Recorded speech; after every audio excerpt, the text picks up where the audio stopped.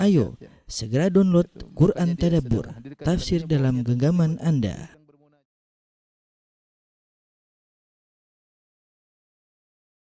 Bismillahirrahmanirrahim.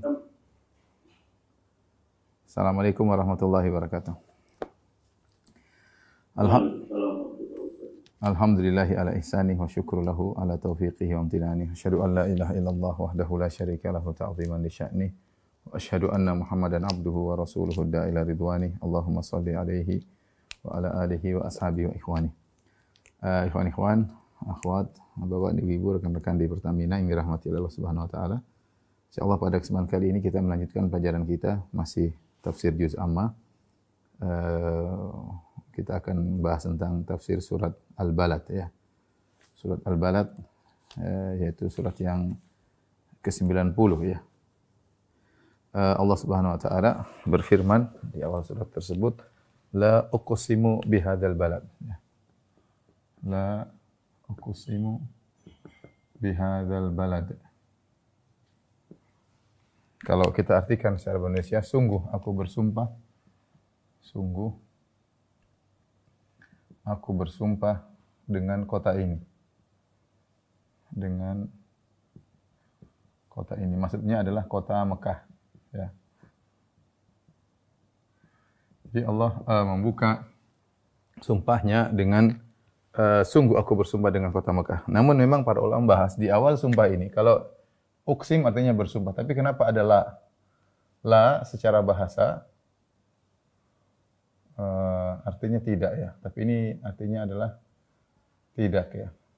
Apa maksudnya? Ada yang mengatakan maksudnya Allah mengatakan la, persangkaan kalian bahwasanya tidak ada adanya hari kebangkitan, itu tidak benar. La di sini maksudnya didatangkan seakan-akan Allah berkata tidak benar. Seakan koma, la koma, tidak benar persangkaan kalian bahwasanya hari kiamat tidak akan terjadi. Uqsimu bihadzal balad. Aku bersumpah dengan kota ini bahwasanya hari kiamat pasti akan terjadi ya. Ini pendapat yang lain mengatakan la di sini adalah la zaidah yang artinya sungguh-sungguh aku bersumpah dengan kota ini ya. Ini beberapa pendapat di kalangan para ahli tafsir. Intinya, tapi Allah bersumpah dengan kota Mekah. Kota Mekah adalah kota yang spesial ya. Ya. Kota spesial, kota suci ya. Ya, kita tahu kota suci ada dua ya. Kota suci ada dua. Yang pertama adalah kota Mekah. Yang kedua adalah kota Madinah. Madinah. Adapun Al-Aqsa,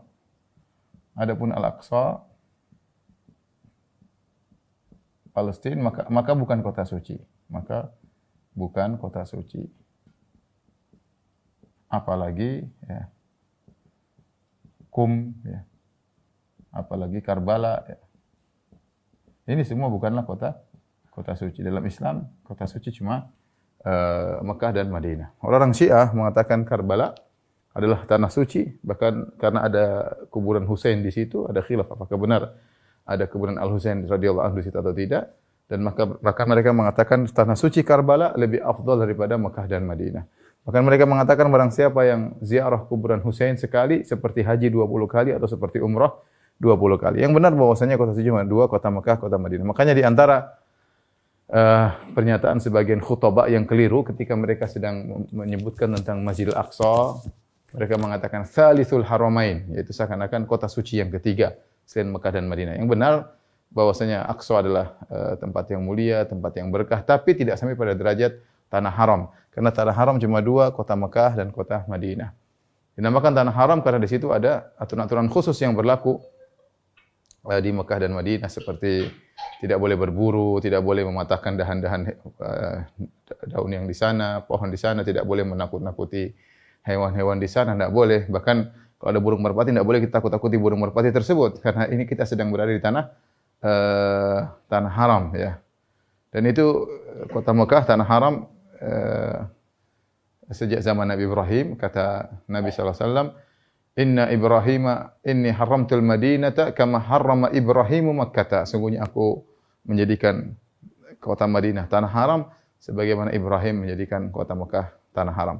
Nah, dimaksud dengan Tanah haram di sini, kota di sini adalah kota Mekah ya. Kota Mekah. Kemudian firman Allah Subhanahu wa taala ya, dan kota Mekah Allah bersumpah 2 kali dalam Al-Qur'an, di antaranya ini la uqsimu bihadzal balad, aku bersumpah dengan kota Mekah. Dalam ayat yang lain sudah pernah kita bahas, wattini wazaituni wa turi sin wa hadzal baladil amin.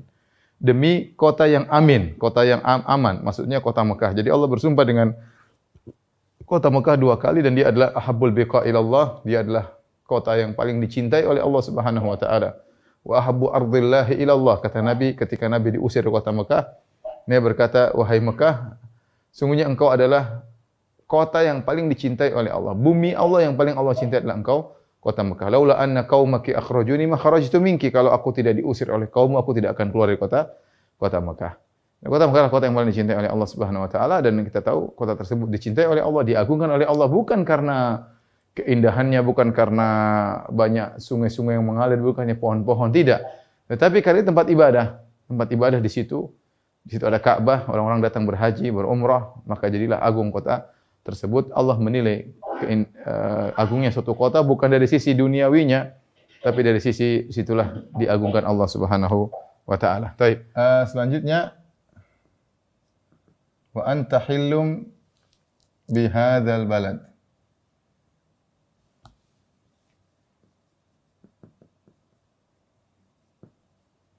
Wa anta hillun bihadzal balad. Kalau secara bahasanya, dan engkau halal di kota ini. Dan engkau Muhammad maksudnya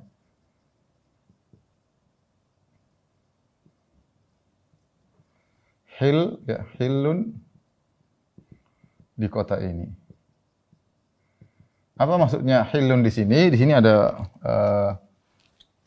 beberapa pendapat, 3 pendapat dengan para tafsir. Hillun maksudnya anta halun, yaitu engkau tinggal di kota ini.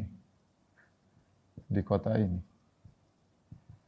Pendapat kedua, engkau dihalalkan darahmu. Darahmu oleh orang-orang Quraisy, oleh Quraisy di kota ini. Ya, di kota ini. Pendapat yang ketiga maksudnya adalah engkau dihalalkan bagimu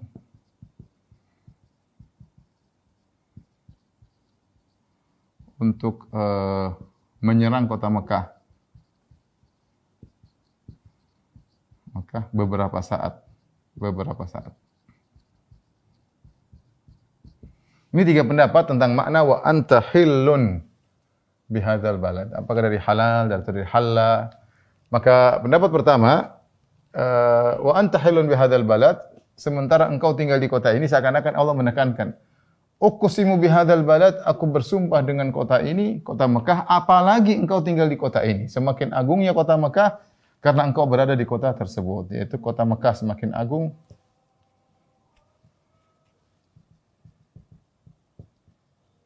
dengan keberadaanmu di kota Mekah.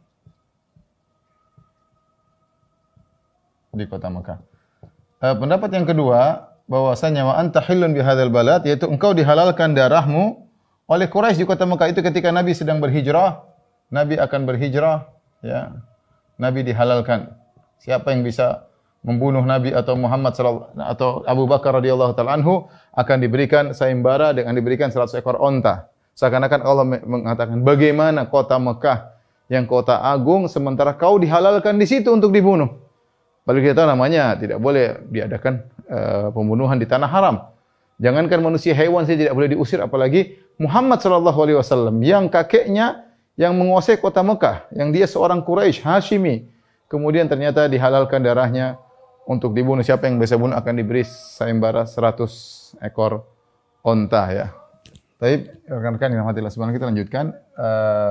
Pendapat yang ketiga bahwasanya kota Mekah meskipun dia tanah haram, tetapi dihalalkan bagi engkau wahai Rasulullah untuk menyerang kota Mekah beberapa saat. Kapan? Tatkala Fatu Makkah. Ya.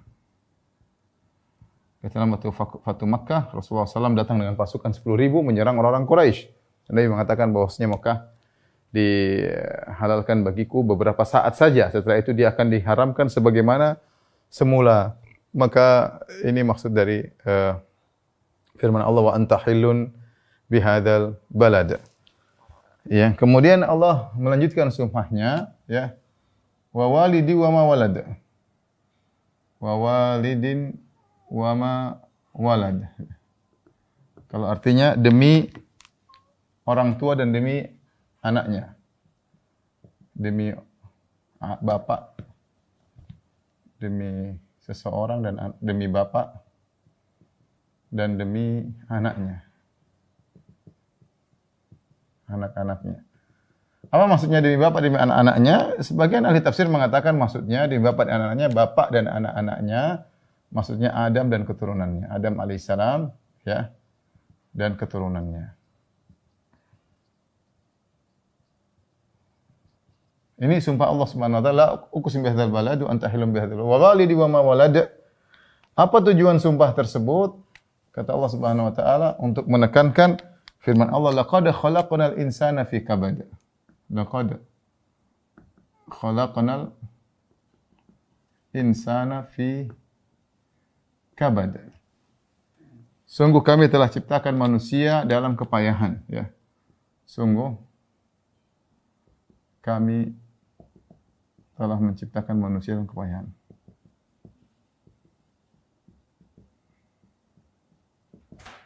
Dalam susah payah, ya, dalam susah payah.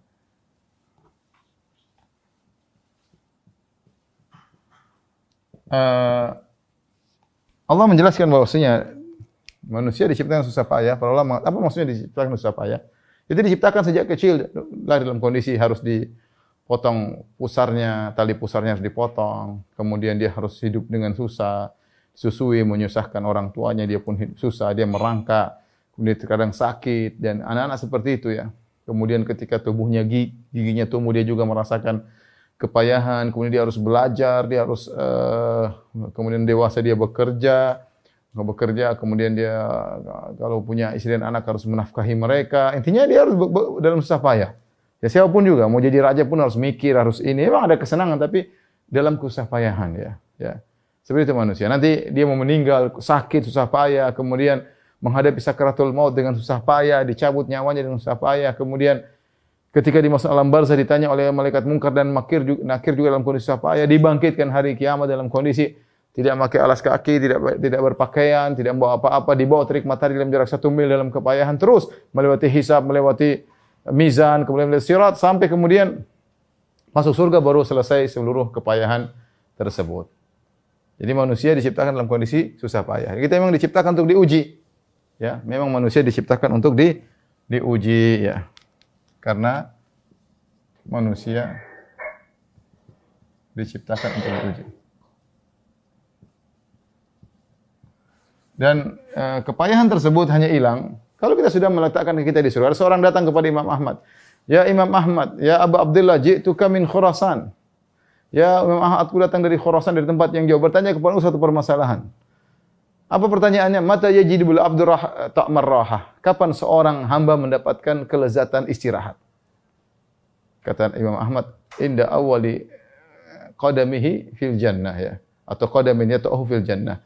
Pertama kali meletakkan kakinya di surga, dia istirahat. Selama belum sampai kakinya menginjakkan surga, maka dalam satu kepayahan berpindah kepada kepayahan yang lain. Dan itulah tabiat kehidupan dunia.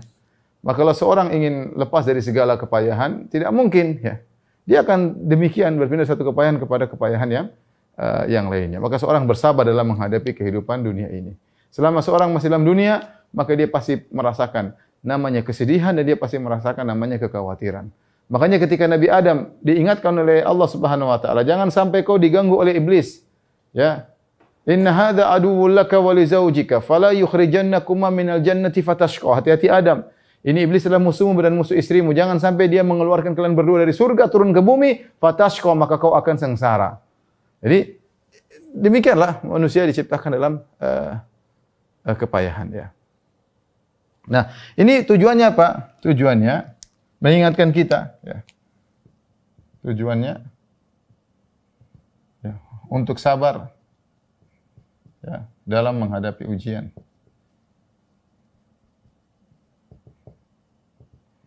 untuk terus beramal soleh. Beramal soleh karena kepayahan di akhirat jauh lebih berat. Jauh lebih berat daripada di dunia. Tidak ada bandingannya bahkan. Nah, kalau seseorang yang dia di dunia berhasil melaksanakan amal soleh, insya Allah beratnya hari kiamat bisa dia lawan, bisa dia hadapi, bisa dia diringankan oleh Allah Subhanahu wa taala. Tapi dia harus sadar laqad khalaqnal insana fi kabad. Setelah itu Allah berfirman, ayahsabu an la yaqdiru alaihi ahad.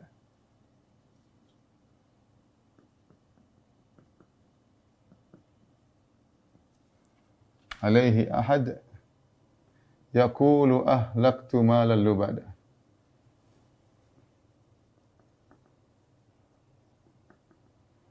Apakah dia menyangka bahwasanya tidak ada seorang pun yang mampu menguasainya? Apakah dia menyangka?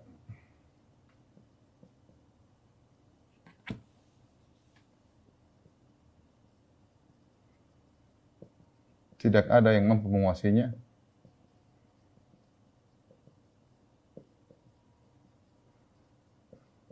Dia mengatakan, yaqulu ahlaktu malan lubada. Ya. Di bahwasanya aku telah menghabiskan hartaku sebanyak-banyaknya. Aku telah menghabiskan harta yang banyak. Ini adalah perkataan orang kafir.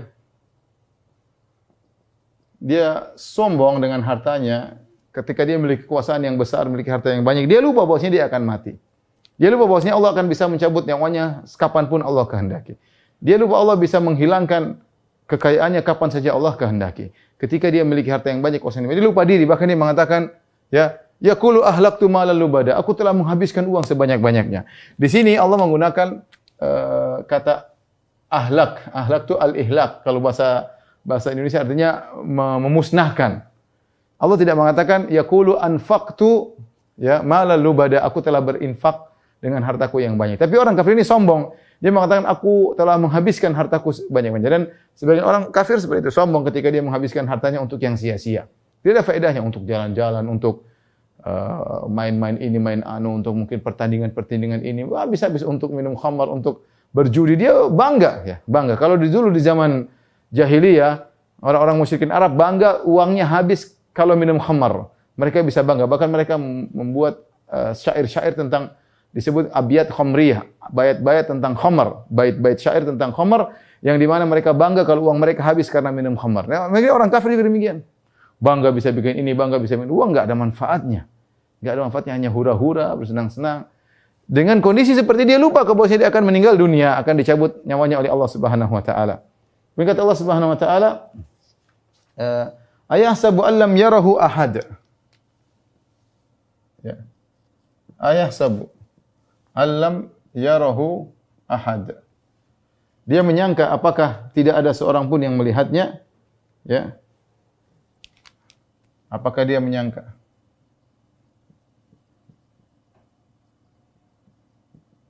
Tidak ada yang melihatnya. Ya. Itu tidak ada yang menghisapnya. Jawabannya Allah melihatnya dan Allah akan menghisapnya. Allah melihatnya. Melihat perbuatannya dan akan menghisapnya. Ya, jangankan harta yang banyak yang dia hambur-hamburkan. Bahkan harta kecil pun Allah akan menghisap seluruh harta yang kita keluarkan. Tsumma latus'aluna yauma idzin 'anil na'im.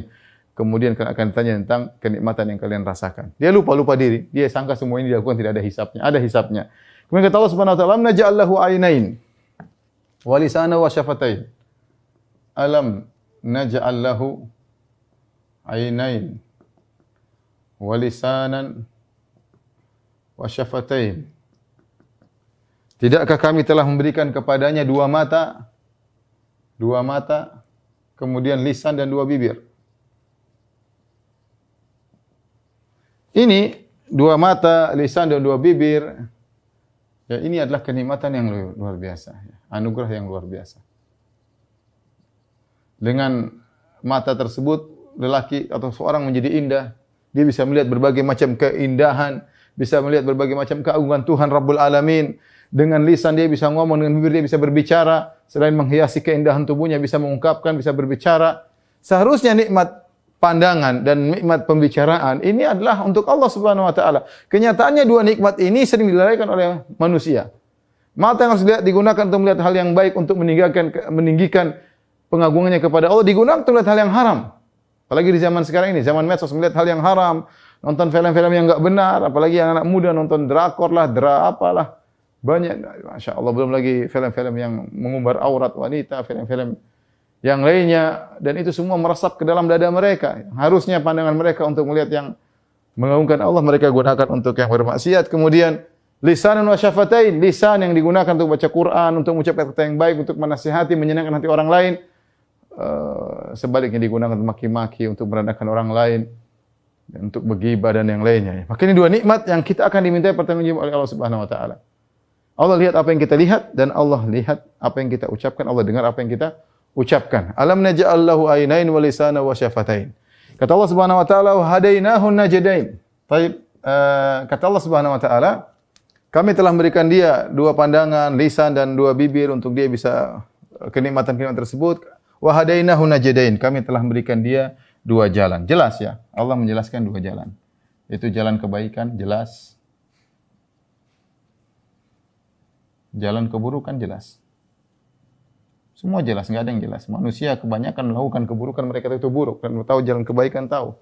Ya, tapi ya, begitu hawa nafsu menguasainya, syubhat menguasainya. Tapi jalan kebaikan, jalan kebenaran itu jelas. Wa hadainahu najdain. Setelah Allah mengatakan falaqatahamal aqabah. Ya, baik. Kita lanjutkan di sini, Allah Subhanahu wa taala mengatakan setelah itu falaqatahamal aqabah. Kenapa dia tidak menempuh jalan yang mendaki dan sukar? Al-aqabah, ya, al-aqabah dalam bahasa Arab itu artinya adalah jalan-jalan ada di sekitar gunung-gunung. Kalau seorang jalan kita tahu di Mekah sana banyak gunung-gunung. Sampai sekarang pun masih banyak gunung-gunung, tapi sekarang sudah dibikin jalan-jalan raya. Dahulu orang-orang kalau ingin pergi ke tempat satu ke tempat yang dia melewati jalan-jalan harus menempuh jalan-jalan di sela gunung-gunung. Nah, jalan-jalan di sela gunung-gunung namanya aqabah, dan itu jalan yang sulit tetapi bisa ditempuh. Jalan sulit tapi bisa ditempuh. Apa maksudnya ayat ini? Falaqatahamal aqabah. Kenapa dia tidak menempuh jalan yang sulit? Ada yang mengatakan maksudnya adalah kenapa dia tidak menjalankan ibadah-ibadah yang meskipun sulit tapi itu akan menyelamatkannya.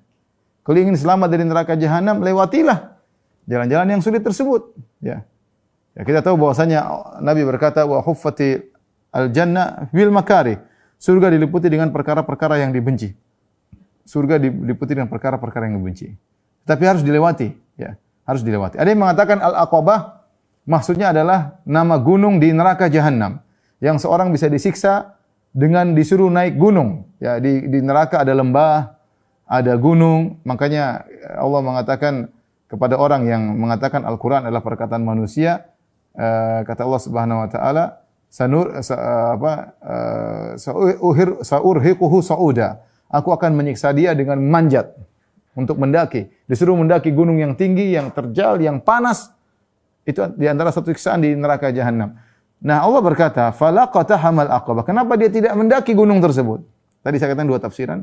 Tafsiran pertama itu kenapa dia tidak menjalankan ibadah-ibadah yang memang kelihatannya sulit, memang berat, harus dia tempuhi agar selamat. Atau kedua, kenapa dia tidak berusaha selamat dari siksaan di atas disuruh manjat gunung pada hari kiamat kelak di neraka jahanam. Setelah Allah berkata, "Wa ma adraka mal aqabah?" Apa itu jalan-jalan yang sulit yang harus ditempuh? Atau apakah yang bisa dia lakukan agar dia selamat dari siksaan di neraka jahanam? Disuruh memanjat gunung yang terjal dan panas. Maka kemudian Allah jelaskan amal-amal soleh yang sangat mulia yang hendaknya kita perhatikan. Yang pertama kata Allah Subhanahu wa taala, amal tersebut ya.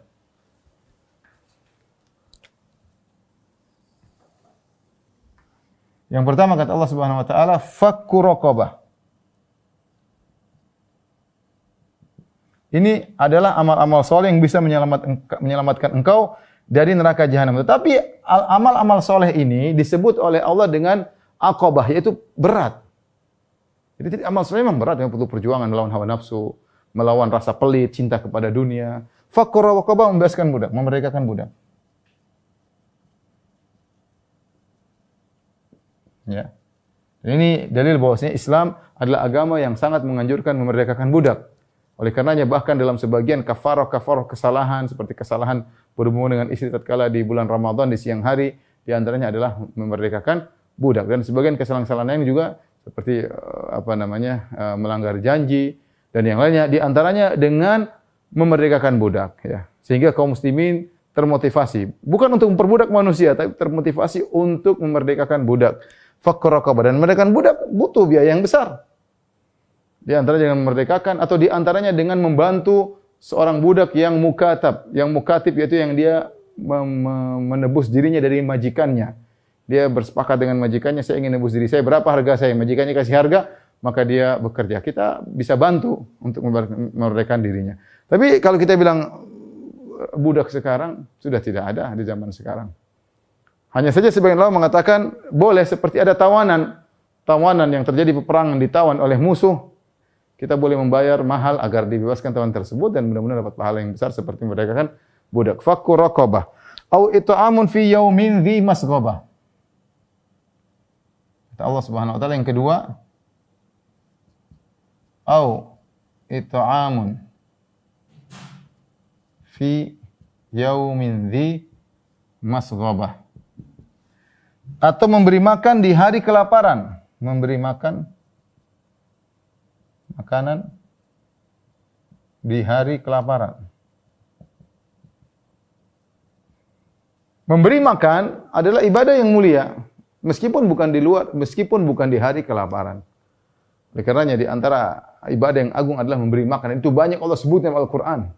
Memberi makan, bahkan ketika Allah menyebutkan pada penghuni surga, kata Allah Subhanahu wa taala, wa yut'imuna ta'ama ala hubbihi miskinan wa yatima wa asira. Di antara ciri-ciri penghuni surga, mereka memberikan makanan yang mereka sukai makanan tersebut.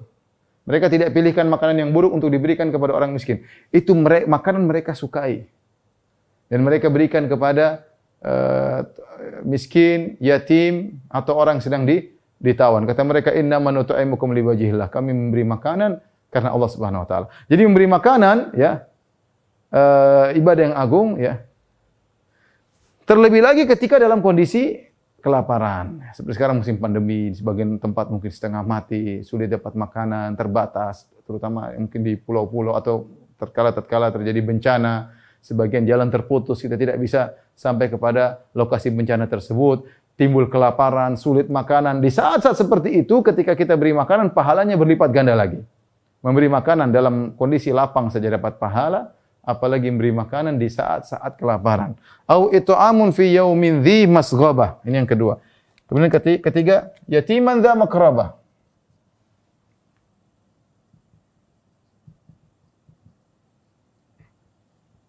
Ya. Yatiman dza makrabah, anak yatim yang punya hubungan kerabat.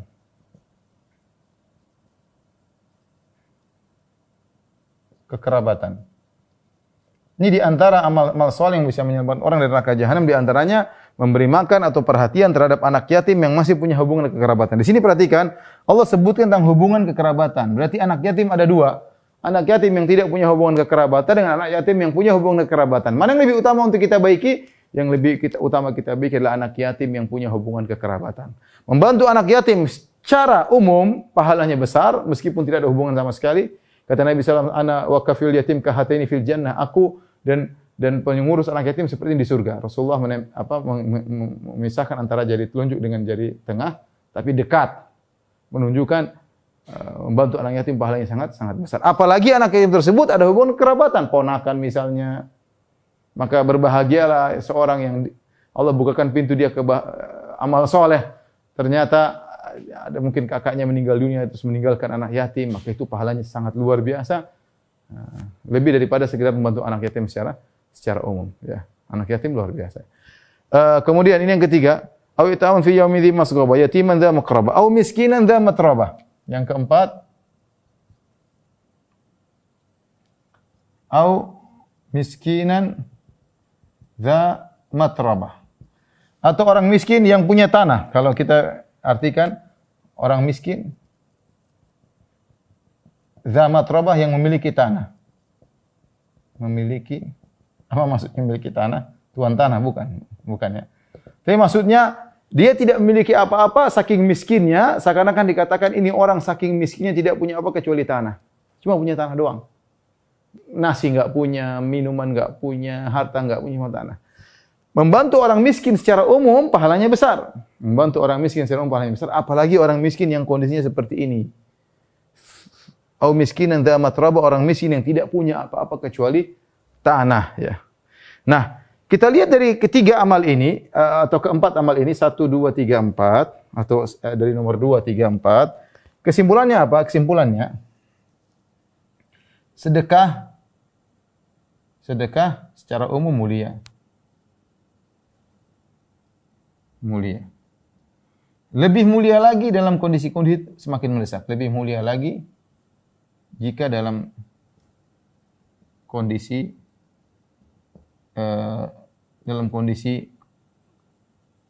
dibutuhkan.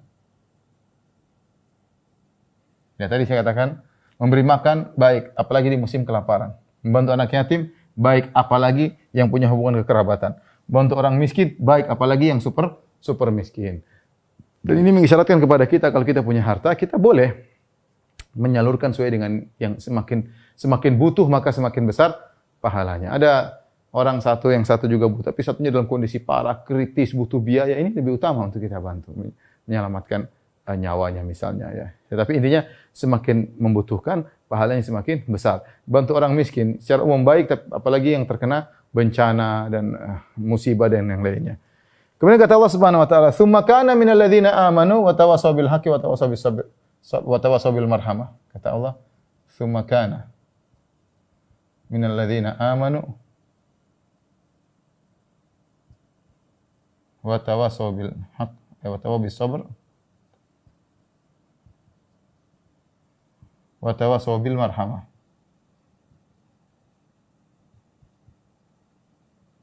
Ulaika ashabul maimanah. Perhatikan di sini kata Allah kemudian dia termasuk orang-orang yang beriman. Dia termasuk orang yang beriman.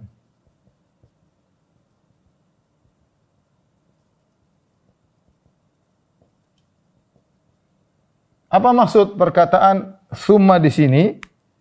Ya. Lalu ini adalah syarat. Syarat berkaitan dengan pernyataan Allah sebelumnya, afala katahamal aqabah. Kenapa dia tidak melewati aqabah? Kenapa tidak memberikan budak? Kenapa dia tidak memberi makan kepada orang dalam kondisi kelaparan? Kenapa dia tidak membantu anak yatim yang hubungan kerabat dengan dia? Kenapa dia tidak membantu orang miskin yang dalam kondisi sangat miskin? Ada dua pendapat di kalangan para ulama, ini semua disyaratkan dia termasuk orang yang beriman. Apa maksudnya syarat ini? Maka dua pendapat. Yang pertama maksudnya, amal itu semua tidak diterima. Amal itu semua tidak diterima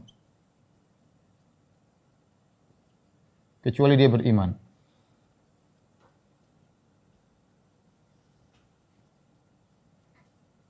Karena Allah tadi awalnya ayat-ayat sebelumnya Allah berbicara tentang orang kafir yang sombong, yang hambur-hamburkan duitnya. Kata Allah sebaliknya, jangan kau hambur-hamburkan duitmu akan diminta pertanggungjawaban oleh Allah. Gunakanlah duitmu untuk ini, untuk membebaskan budak, beri makan fakir miskin, bantu anak yatim. Tapi syaratnya kau harus beriman.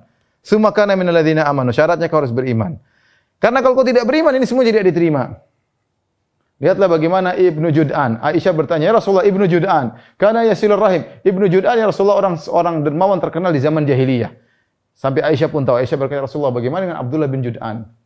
Dia dulu menyambung silaturahmi, memberi makan kepada fakir miskin. Dia luar biasa, bahkan rumahnya sering dijadikan tempat untuk musyawarah orang-orang zaman jahiliyah kalau ingin ada masalah kumpul di rumahnya membicarakan permasalahan.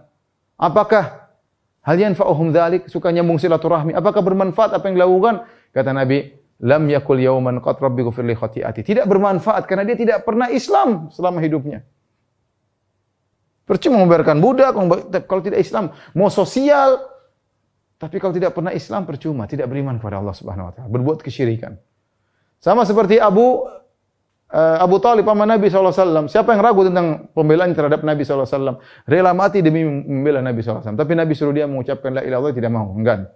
Dia enggak mau jadi bahan cercaan kaumnya. Meninggal dalam kondisi syirik. Apakah bermanfaat? Tidak bermanfaat. Apa yang dilakukan? Hanya sekedar mengurangi dosa-dosanya karena syafaat Nabi. Mengurangi siksaannya. Tapi dia tidak selamat dari api neraka Jahannam. Maka syarat orang agar diterima harus tsumma kana minal ladzina amanu. Termasuk orang yang beriman. Pendapat yang kedua, maksudnya jika orang-orang kafir tersebut beriman, jika dia beriman, seluruh kebaikannya yang dia lakukan di jahiliyah dilakukan di zaman jahiliyah diterima.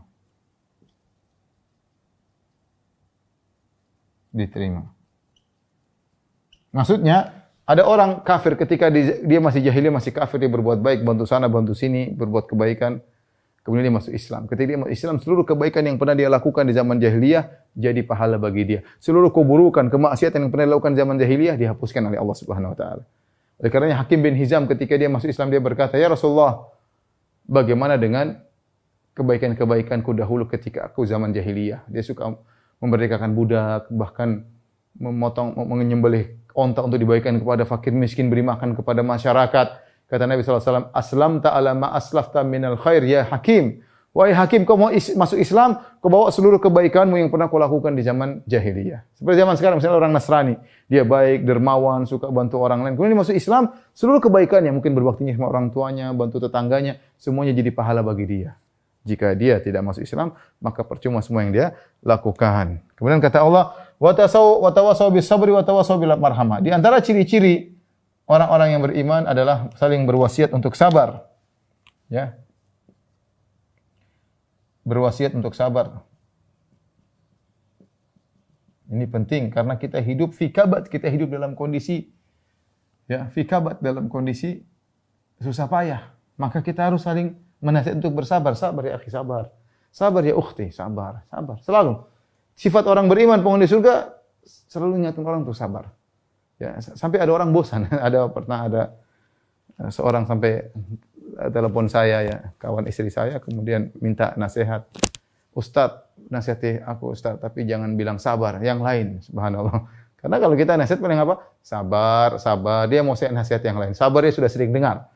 Ya, kita katakan demikianlah orang-orang beriman, selalu menasihati untuk bersabar. Kemudian wa tawasaw bil marhamah, berwasiat untuk saling mengasihi. Untuk berkasih sayang, rahmat, marhamah maksudnya kasih sayang. Sayangilah yang lainnya, bantulah yang lainnya, kesempatan bagi kau punya harta untuk bantu orang lain, kesempatan bagimu untuk berdakwah kepadanya, saling kasih sayang. Wa tawasaw bil marhamah. Ulaika ashabul maimanah, mereka adalah orang-orang golongan yang kanan, yaitu penghuni surga. Kemudian kata Allah, walladzina kafaru bi ayatina hum ashabul mas'am. Adapun orang-orang yang kafir kepada ayat kami termasuk golongan kiri, masuk neraka Jahannam. Alaihim narum muqsadah. Bagi mereka neraka muqsadah. Muqsadah itu yang ditutup. Bila itu surga dikasih tiang-tiang yang panjang ditutup, ya. Surganya ditutup sehingga ketika ditutup seperti seperti presto, ya. Jadi semakin panas dalam. Kenapa ditutup rapat? Enggak bisa keluar sama sekali, menunjukkan mereka orang kafir abadi dalam neraka Jahannam selama-lamanya. Inilah rekan-rekan yang hati Allah Subhanahu wa taala yang bisa saya sampaikan pada kesempatan kali ini tentang tafsir surat Al-Balad, ya. Intinya kita sabar dalam kehidupan ini penuh dengan cobaan, tapi kita bersabar menjalani amal-amal saleh karena amal saleh memang disebut oleh Allah dengan aqabah, yaitu sesuatu yang berat, tapi harus dijalani agar kita bisa merasakan kemudahan di hari kemudian. Wallahu a'lam bishawab. Demikian saja Pak Faisal dan rekan-rekan apa yang bisa sampaikan pada kesempatan kali ini. Insyaallah kita lanjutkan kesempatan berikutnya. Kurang lebihnya saya mohon maaf. Wabillahi taufiq wal hidayah. Assalamualaikum warahmatullahi wabarakatuh.